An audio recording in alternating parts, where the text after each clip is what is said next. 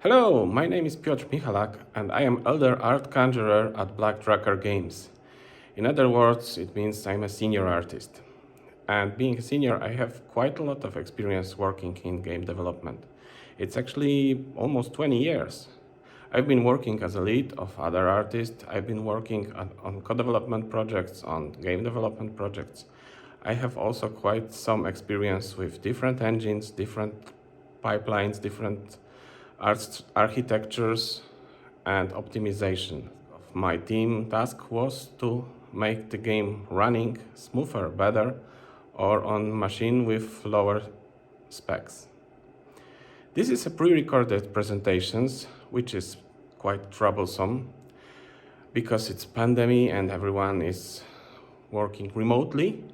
And as you may know, in remote presentation, usually pets are doing some nasty things, mainly cats, yes? I don't have cat, I have guinea pig. And guinea pig is a pretty special pet because every vet will tell you that the guinea pig is very good at hiding that something is wrong. If the guinea pig is sick, you will never know. You have to be careful. And that's pretty the same thing with the computer, with the graphics tool. If you made a stupid decision or if you're doing something aimless and without any sense, the computer won't tell you. The processor won't tell you that it's doing the same and the same task for 12,000 times just to render a black frame, because it is just a working entity, and it won't tell that it doesn't make any sense and you have chosen the wrong settings on your tool. And I, as an artist, I'm more prepared to work with emotions. I have experience in communicating emotions and I put much effort in doing that, and also I'm better at reading other people's emotions. And computer usually is not communicating using emotions, it's communicating using the prompts, error messages, those messages that I personally not always understand, and sometimes I'm not even reading them. I feel like this is not exactly to me. This is probably to a programmer who knows what this is all about. So I thought that maybe it would be a nice or valuable experiment to try to make some kind of presentation about the computer being an actual person. Like in this movie, Once Upon a Time Live, when in the organism there are different people that play white cells and red cells and viruses, and then you know what's going on in your body. So it would be nice to also know what's going on in your renderer, in your GPU. So I will focus on the renderer and on the GPU. CPU is kind of easier to grasp in my opinion, and more is said about it.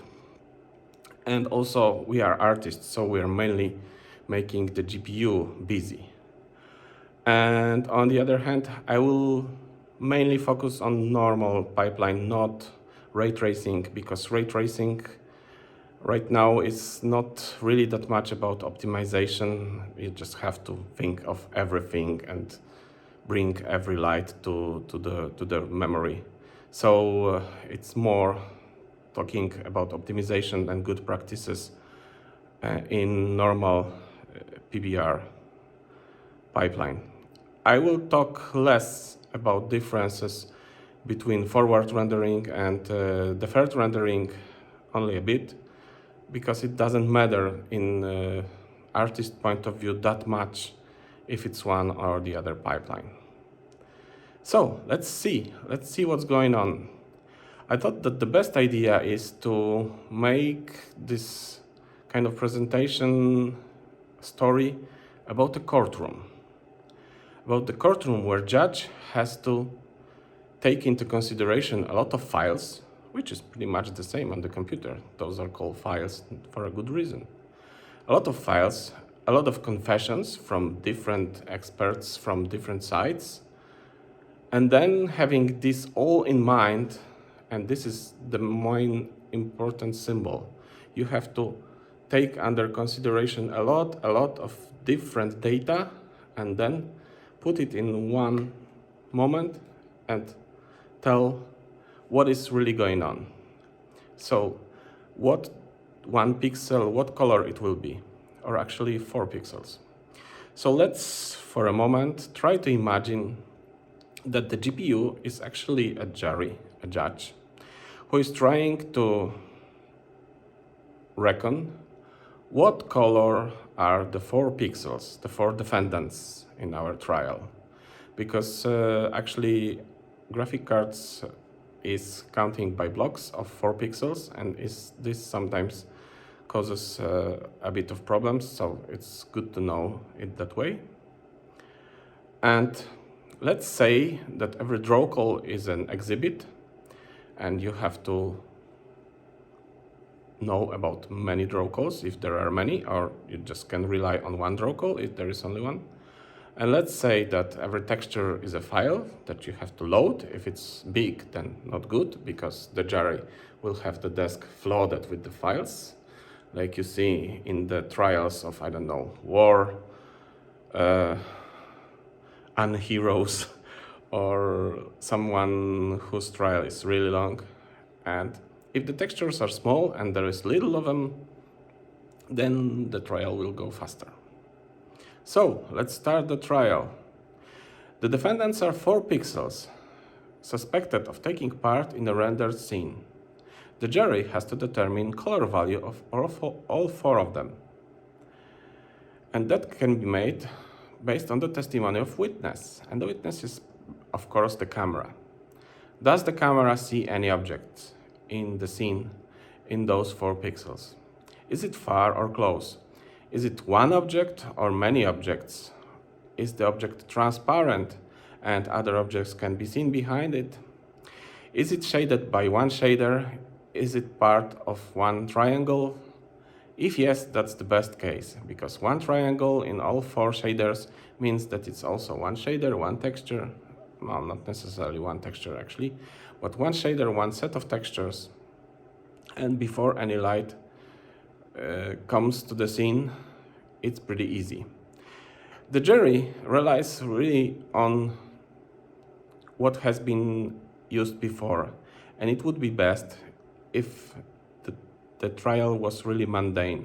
It would be best if the pixels were neighboring next to each other on the texture, because the court clerks have really small notebooks, and they like to note that all the pixels are next to each other and they are close. If they are divided in the UV map, that's worse, because they have to check twice and bring the files to the jury in the longer manner.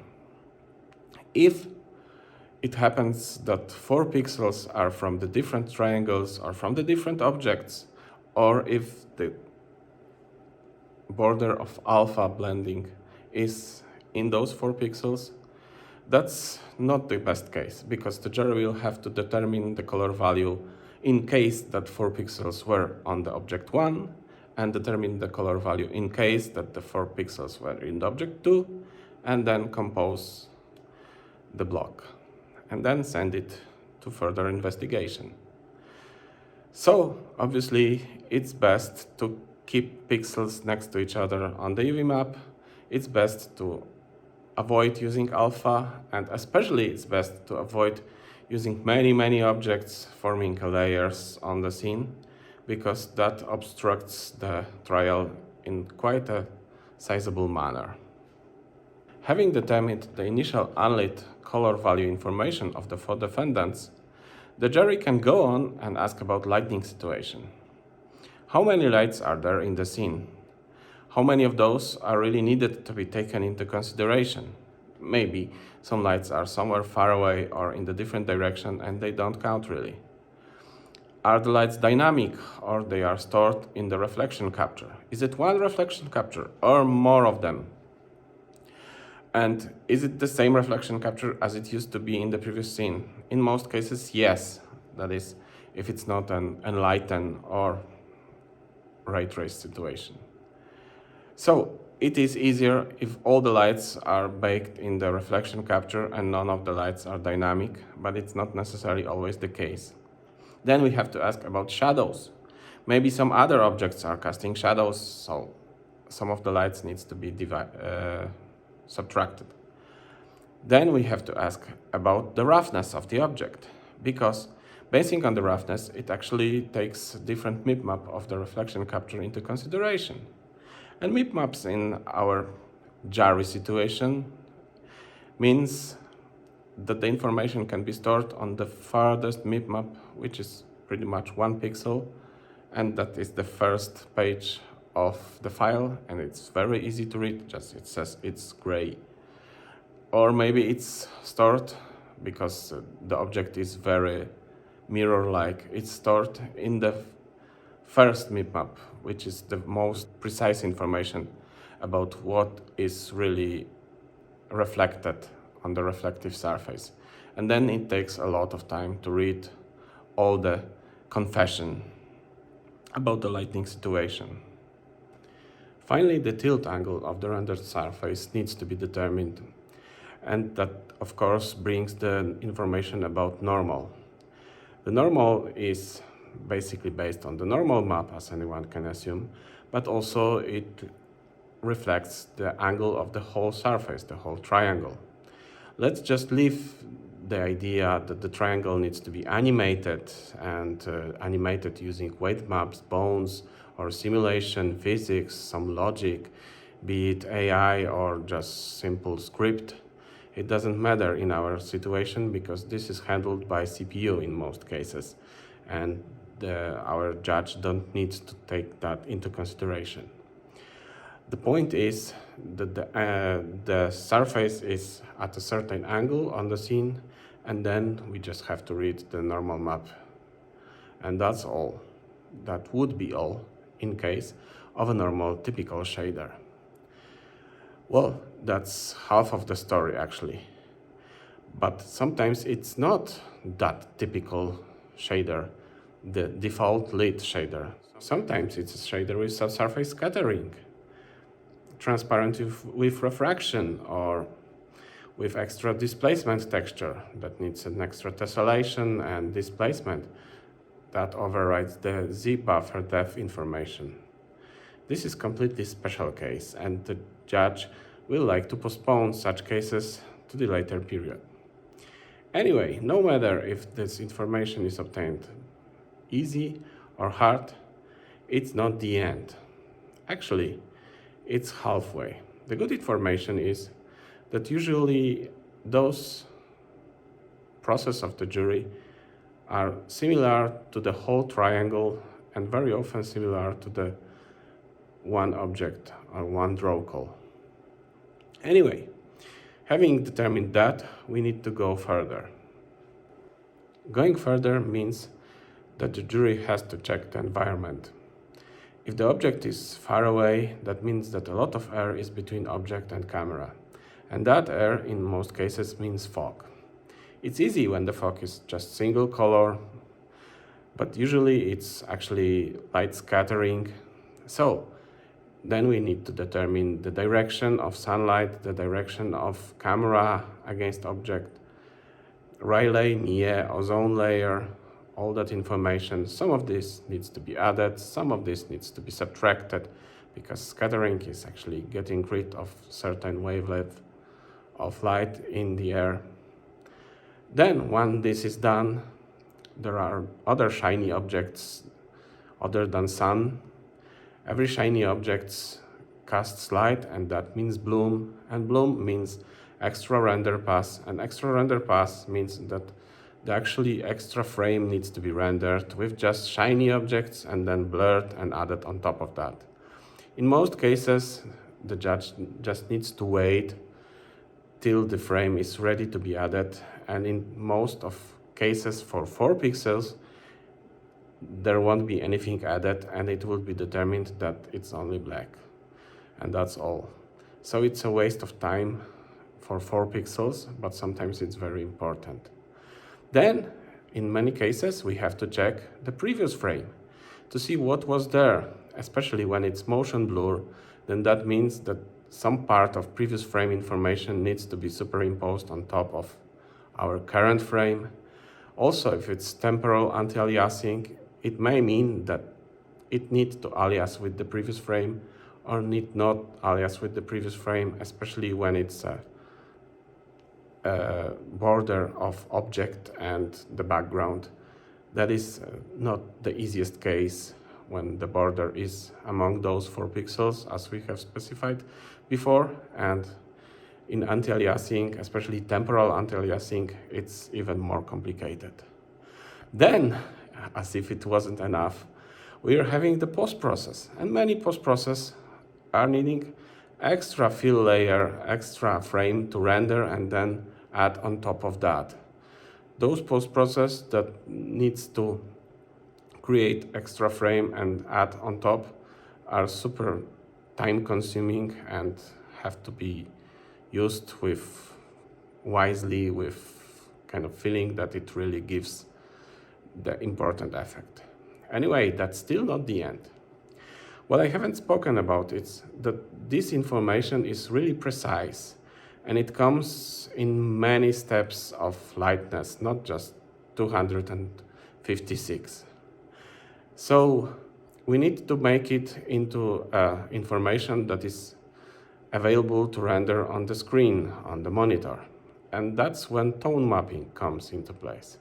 And tone mapping is kind of making auto exposure in the camera and choosing which of the very detailed information about what is bright and what is dark, what is super very bright and what is nearly pitch black dark but still not a pitch black, which of those information are really important in certain viewing situation, and what part of the tone map curve needs to be taken into consideration to prepare a final image. And only after tone mapping, we know what should be shown on the monitor. In many cases, most of this hard work, most of this determining of color and value will be lost in tone mapping process because it was slightly very dark gray with a little touch of blue and maybe greenish, but then in very dark corner when no one sees anything, instead of just one single light, not in those 4 pixels. So all of this process may be lost because it's dark there. And in many cases, it might be the most important pixels on the scene, and those needs to be rendered very precisely. So that would be it. If we have the ready frame, it goes to the graphics card, it goes to the monitor, and is being displayed. And it's one trial of one block of 4 pixels. There are many such trials going at the same time in the GPU, and lots of blocks are being prepared at the same time. Some of those are just beginning, some of those are in the middle, and some of those are pretty much done and ready. If this is not a special shader, if this is not a special case, it's very efficient, and the card is able to prepare whole frame in less than 1/16th of a second. If this is not the case, if some special shaders, special data, a lot of textures, extra information was used, and especially if this extra information was used and used over again and then used over again because of different layers, of different extra add-ons, I don't know, particles, decals, semi-transparent objects, then it might be the case that the judge won't make it in the right time and the frame rate will drop. And this is, of course, what we don't want. I said I won't talk much about difference between forward rendering and deferred rendering, because the set of steps that the jury needs to determine is pretty much similar. The only difference is in order of those steps and in fragmentation. In forward rendering, the card renders each triangle with all the data, checking all the lighting information, all the shaders, all the special cases, and then again another triangle, checking all the data, all the textures, all the lighting information, and all the special cases, and then again, and so on and so on. In the third rendering, it is divided into passes. So in first pass, we determine the color. In second pass, we determine the roughness. In third pass, we determine the normal. And then we go with the lighting, superimpose all the render passes on top of one another. So it's easier to go in one pass. The jury goes really fast because all the data needs to be loaded in one single context, and it's really easy to know what's the situation in every pixel. And then all the data needs to be loaded in different contexts, and it's also easy to know what's the data in this different context. So in many cases it's faster, but as usually not necessarily and not always. Anyway, that's the main difference. In ray tracing, it's hard to say about any optimizations at all because the jury needs to take into consideration all the lights, even those that are very far away, maybe in different room on the scene, because maybe some indirect extra beam has reached the camera, even though that it's really beyond a normal common sense to take care of such a light. So in ray trace, it's usually non-optimized, or there are some special magic tricks and actually making an extra scene for the ray trace that is simpler and not that complicated. But that's completely different scenario. So I guess you pretty much know all that. It's not a secret or any very expert data what is going on with the renderer and what type of data needs to be loaded to render a scene. My goal was rather to make you imagine that if you are using, for example, a landscape shader that has 20 layers, and in most cases you are using mainly 3, to try imagine a jury that asks, "What is your color?" "It's a landscape, sir." "So, are you using layer 1? "No, we are not using layer 1. "Are you using layer 2? "No, we're not using layer 2. "Let me guess, you are probably using layer 7, as in most cases." "Yes, sir, we are using layer 7. Okay, so it would be nice if you imagine that this is tiresome and troublesome and maybe use less layers, unless you really need to. Or maybe use extra landscape on certain objects that really needs all those layers, and in other cases use a simpler shader. Or if you have refraction and the refraction alters 3 or 4 pixels and you have to really know where to look for the effect of this refraction, it goes like this, that the jury has reached the verdict and knows what is the color and asks if anyone has anything to add. And the attorney from the refractive shader says that he has the objection because the refraction has to be taken into consideration. And everyone knows that the refraction will not change anything because it changes anything only in those 3 pixels, and those were already counted. So if you plan to use refractive shader to alter really small part of the object, maybe don't use it. Maybe it's not really worth to let the card go into special case and not just count the typical way. That's my goal. That's kind of what I'm trying to do with all this imaginative story that's not really happening because the computer is just very hard-working tool and goes on with it really fast and really effective. There is one very important part that I haven't talked about, and those are occluders. Occluders in this situation of the judge and of the defendants means pretty much an alibi. If the object is an occluder, it means that it says to the jury, "Yes, Your Honor, it's me and it's me only on the scene. So don't take anything other than me and my information into consideration."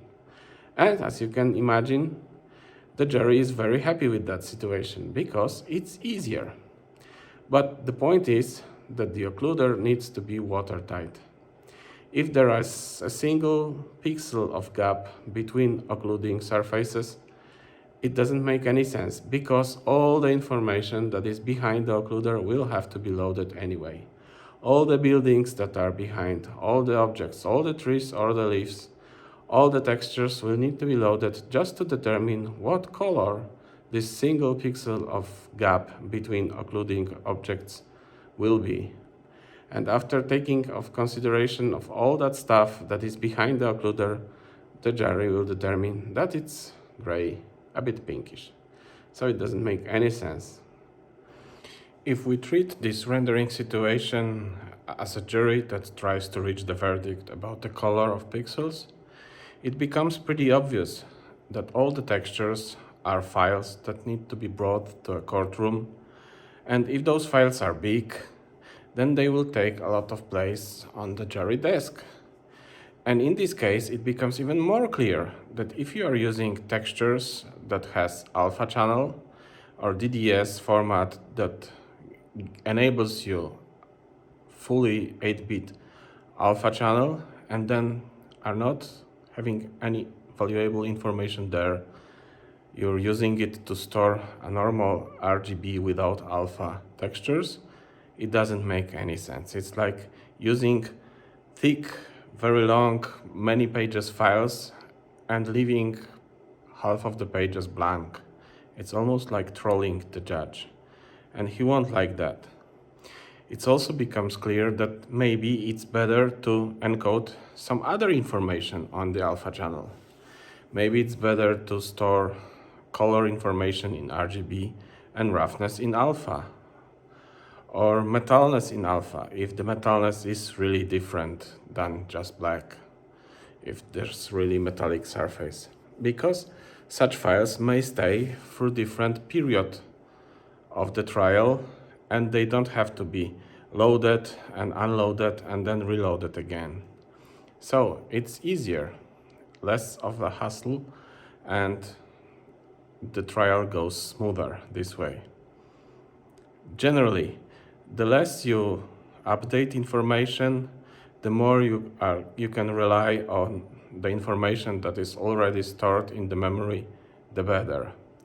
The less dynamic, the less animated, the less simulated the information is, and the more baked, the better.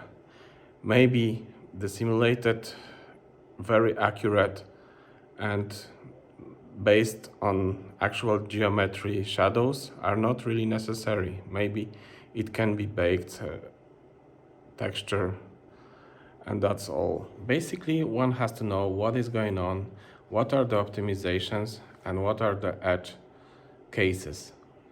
Why have we chosen to optimize the pipeline in a certain manner? I have told that it's better not to use too many layers on multi-layer shader. It's better not to use too much texture samplers, but I have seen a case in which most of the objects were treated pretty much like the terrain, and most of the objects were shaded with multi-layer shader, and that was really good optimization because it meant that in most cases whole screen was shaded with one shader. So in most cases, if it was the same object, it was the same draw call. And if also programmers made a special optimization to the pipeline that made it really smooth and good working, and the renderer was treating this multi-layer shader as the typical shader, then it was going okay. There are many optimizations that rely on a certain dataset. I have seen the game that haven't got pretty much none of the textures, but everything was in the lightning. And the scene was lit by the very specific lighting, and the texture in most cases was just white or gray. I have seen the game about knight in shiny armor going through the castles and going through the walls, and the armor was shiny, and most of the environment was rather rough and not very reflective. And in this case, the team thought that they will count and calculate the lighting only on the characters, and the environment was all baked and had no rendered lights at all. Everything was just pre-rendered, baked, and put into textures. And the character was going through different render paths with lights that was calculated only for the character.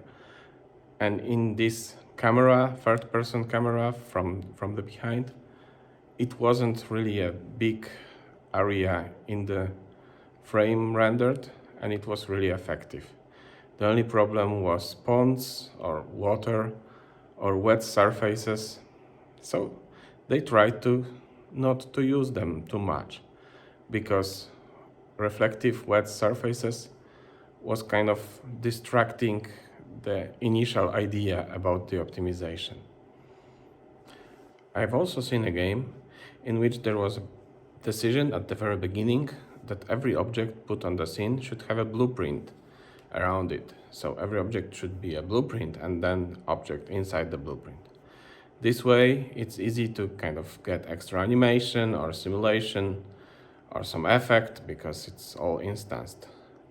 But then, on the other hand, we ended up on a feast with a platter full of fruits, and each fruit was eagerly waiting for update on animation, and that never happened. Of course, it was CPU, not GPU, but still, it's not actually the same case. It would be better to make one blueprint with all the fruits instead of making similar blueprints around each of the fruits.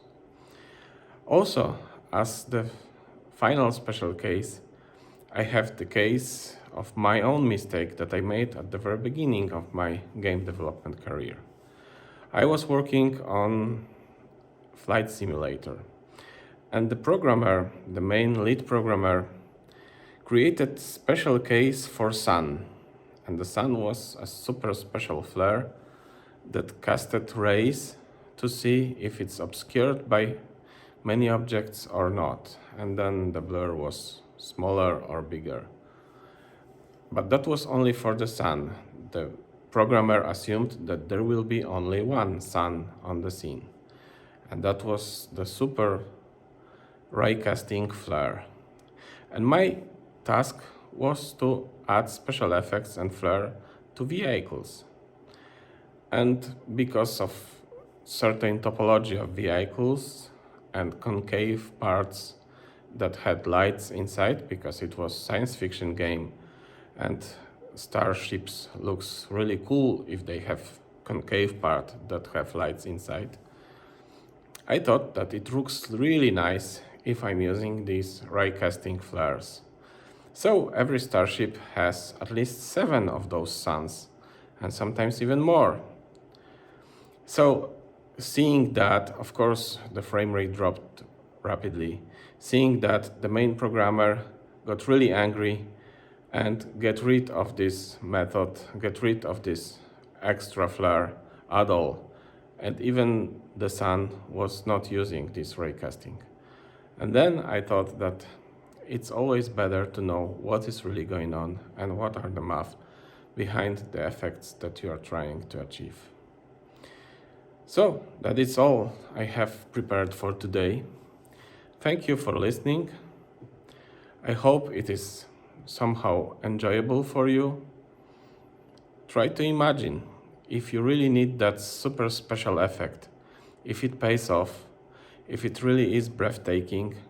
If it is, if it makes this cutscene or it really adds to the fun, then use whatever methods is possible. It's all for us. But if you have to know where to look for it, if you have to look closely, if there is only 1 second of animation that you can see that there is subsurface scattering, and in other cases it's pretty much the same lit surface, maybe kind of think of getting rid of that, because in other cases, co-development company will get rid of that for you, and you will have nothing to say. That's all. Thank you.